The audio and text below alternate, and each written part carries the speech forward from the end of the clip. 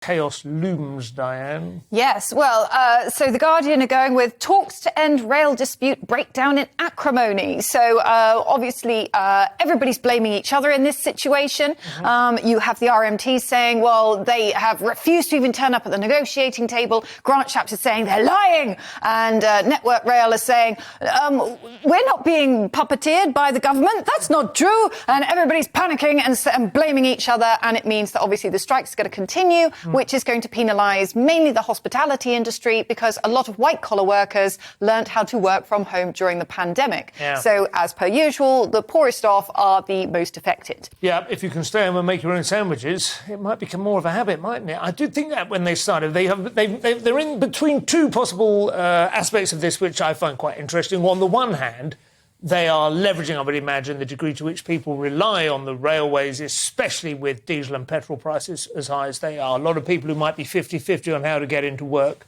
will certainly be thinking, pay the drivers a little bit extra because I do not want to have to start driving into work. But on the other hand, we're all quite used to working from home now. What do you think? Yeah, absolutely. And over lockdown, hospitality took a big hit. A lot of those people weren't covered by furlough. A lot of them are self-employed, and they couldn't work. The hospitality industry was hollowed out. We saw the number of restaurants and bars that shut down. And while that was happening, the taxpayer bailed out the rail industry to the tune of £16 billion. Yeah. And now they got to stay at home, doing even less work than when they're at work. Now that everything's back to normal, they're like, we want more. I don't know. And also, they're sort of using this bullying power because they do have incredible power. Yeah. The unions to demand stuff, and they're saying, this is going to cost the country £100 million a day. So that shows what we're worth. And it's like, that's not what you're worth. I mean, if we close down all the power stations, all economic activity in the country would completely cease. It doesn't mean that the power stations are worth the entire GDP of Britain. No, you're absolutely right. It's a sort of labour theory of value kind of idea, isn't it? Which went out of fashion, I thought, shortly after the Bolshevik Revolution. But it is extraordinary how certain industries and certain unions seem to be capable of organising still. Whereas, the hospitality industry, of course, part of the problem, as you mentioned with them, is that it wasn't really the workers, of course, who lost out. They were the ones who just went back home. A lot of them flew overseas or whatever, or they just went off and found different jobs.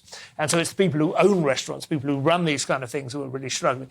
The RMT seem to have some really good old-fashioned sort of organising power. It's quite impressive, isn't it? And old-fashioned is exactly the key word, because the Daily Mail have published an article showing the antiquated practices unions are striking to defend. Right. And these are incredible. Some of the rules are said to date back over 100 years, including they cannot schedule single individuals to go and perform tasks. They need to schedule teams. So we've got a brand new joke. How many RMT workers does it take to change a plug socket? Yeah. 9. 9. Wow. 9. It's insane. And they can't even... Is that serious? That is actually serious. Yeah. And they won't share the same van. So it means that when you need to change a plug socket, you've got a fleet of 9 vans turning up. I mean, no wonder that, when the trains do run, when they say, there's a signal failure, you think, well, how long does it take to fix a signal failure? With these rules, you can see why it takes so long. Yeah.